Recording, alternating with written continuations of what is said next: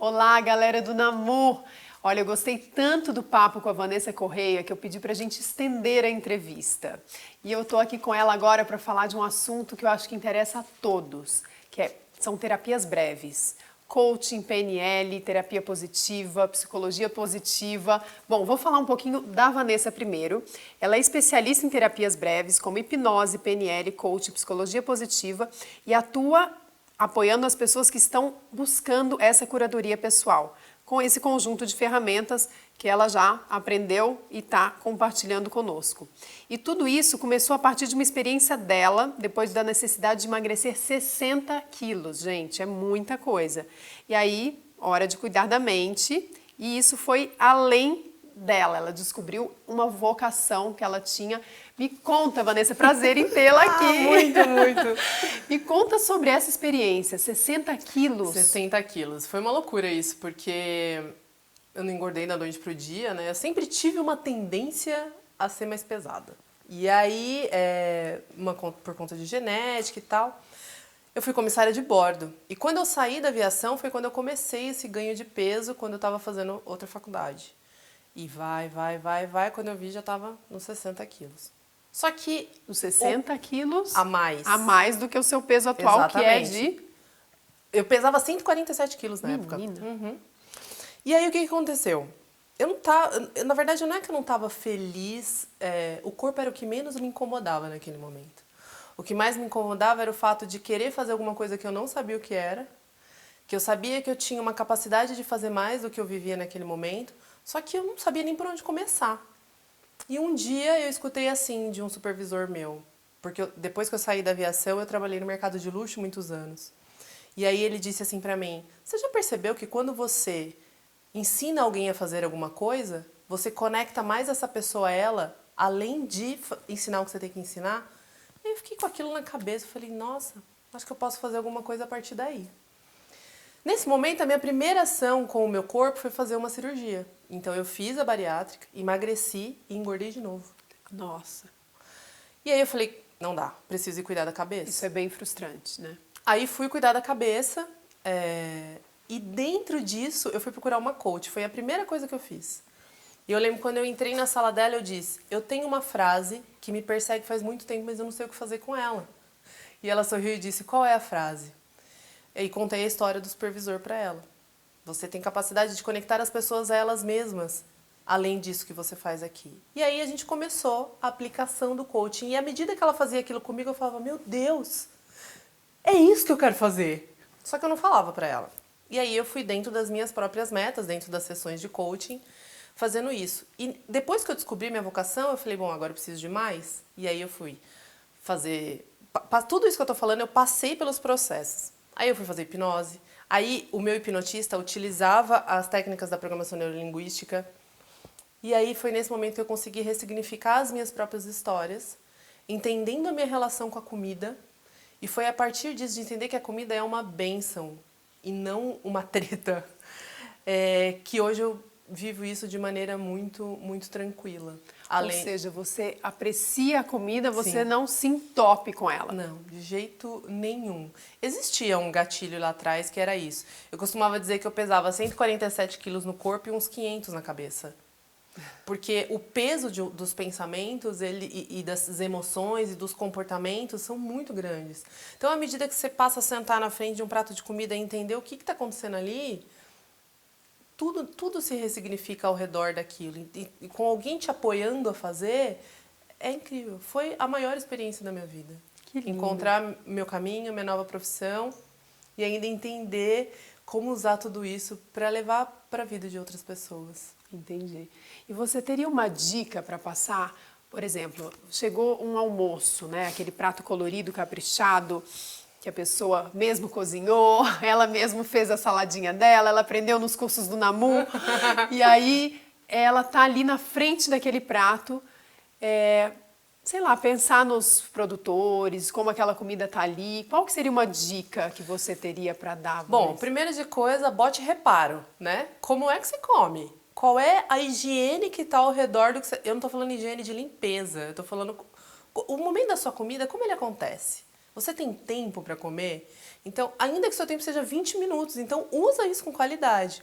Então, vamos supor, o prato está lá na frente. Como que você age com os garfos? Ele não sai da sua mão o tempo inteiro? Não dá tempo da sua cabeça processar o que você está comendo? Então, coma, solte os garfos. E sempre e todas as vezes, isso é um gatilho de hipnose, e sempre e todas as vezes que você soltar o garfo, você vai ter a oportunidade de entender quanto de comida você ainda precisa.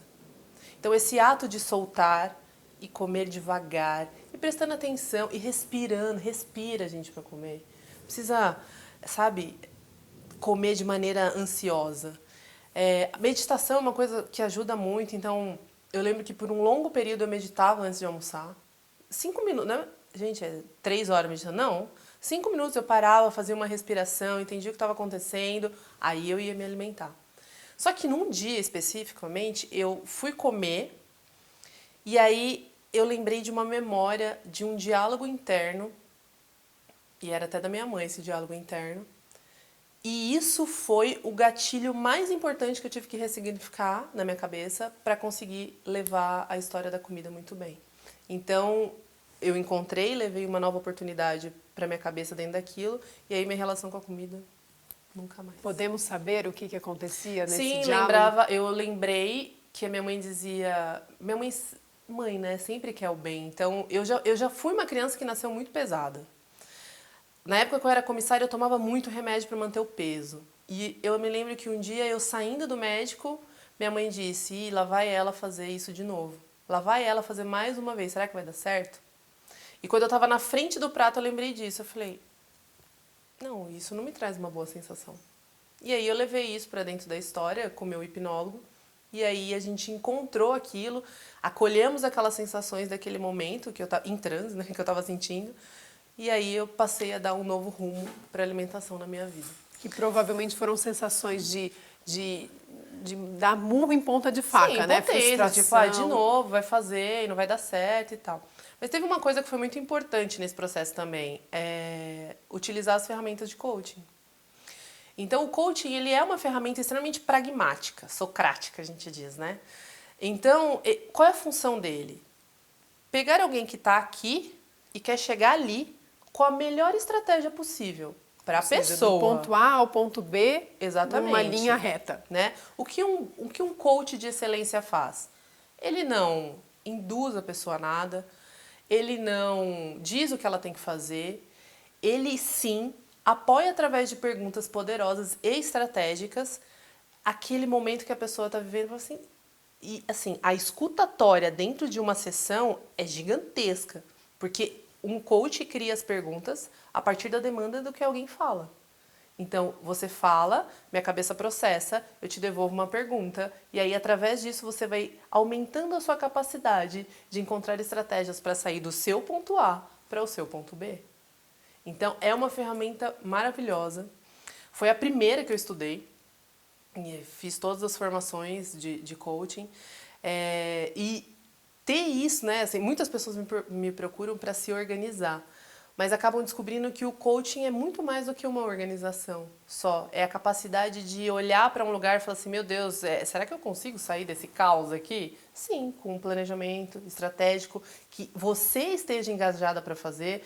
É o que eu falo, nós somos especialistas em nós mesmos. Então, se eu falar para você de repente, toma água, não é a mesma coisa de você encontrar uma estratégia para tomar água. Claro. É outro engajamento. Essa é uma ferramenta tão poderosa que a medicina do estilo de vida hoje tem utilizado muito. Então, os médicos têm levado essa abordagem do coaching para dentro dos atendimentos, para que o ser possa ser visto de uma maneira holística, e não holística energética, sabe? Holística no holos, como um todo, para que a pessoa possa encontrar estratégias para ela, para comer melhor, para dormir melhor, para se relacionar melhor. A gente tem muito papo, né? Opa! Por falar nisso, eu queria saber sobre a PNL. Programação neurolinguística é um conjuntão de ferramentas que é muito utilizado dentro da hipnose também. E ele tem a finalidade de movimentar as suas imagens dentro da cabeça e trazer gatilhos para que a gente possa executar as funções de uma maneira melhor. A hipnose tem uma ferramenta chamada ancoragem, que é um ato de um estado emocional e um estímulo sensorial juntos. Vou dar um exemplo prático. Por Sabe favor. quando você come alguma coisa e aquele negócio... E aí toda vez que você sente o cheiro, todas as sensações vêm? Sim. Então, isso é um gatilho emocional que aconteceu por causa de um estímulo. Eu comi, passei mal e aquilo ficou arraigado aqui na minha mente. A PNL também tem ferramentas que ressignificam isso, que trazem uma outra maneira de ver essa situação. Ela também é maravilhosa para a organização da nossa linguagem, da nossa fisiologia. Por exemplo, é muito comum a gente escutar assim: ah, eu queria que você fizesse, quando a gente vai no restaurante. Aí o garçom chega e fala assim: vai beber alguma coisa? Aí você responde para ele: ah, então eu queria tal coisa. Então, mas o queria não é uma comunicação positiva para o nosso cérebro, que é uma máquina de comando. O ideal é manter a sua comunicação junto com você aqui. Então, eu quero, eu decido, eu posso, eu vou. Quando você fala, eu queria, eu poderia, você dissocia a ação. Que interessante. E aí isso. fica solto. Perceba o engajamento no próprio corpo. Diz assim, eu queria fazer tal coisa. Se eu falar assim pra você, tenta levantar da cadeira. Existe uma percepção. Se eu falo, levanta da cadeira, isso funciona muito com criança. Bom saber. Outra coisa, a linguística traz muito apoio sobre isso. Evitar o uso da palavra não. Porque se eu falo assim, eu não consigo fazer isso, cara, eu já estou colocando um empecilho antes da coisa aqui. Então, ou eu não quero fazer... Fala sempre a palavra expressa no positivo, sempre de maneira clara. A gente pode fazer um teste aqui? Vamos lá. Oba, adoro testes, adoro dicas. Vamos. Imagina aí, vou fazer olhando pra galera de casa. Imagina aí, só percebam o que vai acontecer com vocês, tá? Na seguinte frase. Vamos lá. Olhar pela janela. E eu vou trocar algumas palavras para você ir percebendo como o engajamento acontece no seu corpo, tá? Então, eu quero olhar pela janela. Eu posso olhar pela janela. Eu decido olhar pela janela. Eu vou olhar pela janela. Qual dessas palavras reverbera melhor uma vontade de fazer para você? Eu vou olhar pela janela. Só que nem para todo mundo é assim. Para mim é eu decido. Quando eu digo eu decido, aí a minha linguagem corporal e a minha ação é maior em fazer. Então todas essas coisas, essas técnicas são aplicadas dentro de um período da terapia breve. A gente não falou que é terapia breve, né? Posso contar? Por favor. Terapia breve é um conjunto de ferramentas respeitando muito como cada uma delas funciona. Então, a hipnose dentro do espaço da hipnose, o coach dentro do espaço do coaching, a psicologia positiva, a programação neurolinguística, para que elas possam funcionar de maneira bem produtiva. Por que fala terapia breve? Porque ela tem começo e tem fim, ela tem um tempo curto para acabar. Como a gente potencializa os estados emocionais estando em transe, a gente tem a capacidade de utilizar essas ferramentas para uma ressignificação mais rápida do que está acontecendo. Por isso é breve. E por isso que está sendo tão procurada, né, Muito Vanessa? procurada. Porque hoje em dia as coisas são tão rápidas e tão imediatas que as pessoas não têm tempo, literalmente, de usar 10 anos aí de terapia. Sim. Apesar de que é um outro foco, certo? Sim. Uma terapia longa, né? Ela te traz autoconhecimento, aprofundamento, Sim. etc.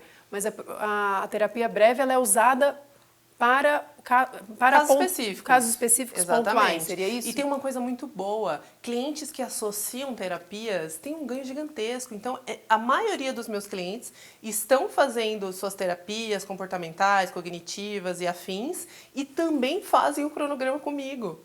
Então, imagina a potencialidade de autoconhecimento de uma pessoa que tem essa disposição, sim, porque é preciso disposição para se colocar na frente do seu próprio espelho e falar, é isso. E é a coisa mais importante da vida, né? A gente consegue se curar de muita coisa com autoconhecimento e essa... Foi por isso que até recentemente eu mudei o que eu uso, porque eu comecei a ouvir tanto, depois que eles saíam dos meus atendimentos, falando assim, nossa, eu me sinto curado por mim mesmo. Me sinto curado por mim mesmo. E eu comecei a ficar com isso na cabeça, eu falei, gente...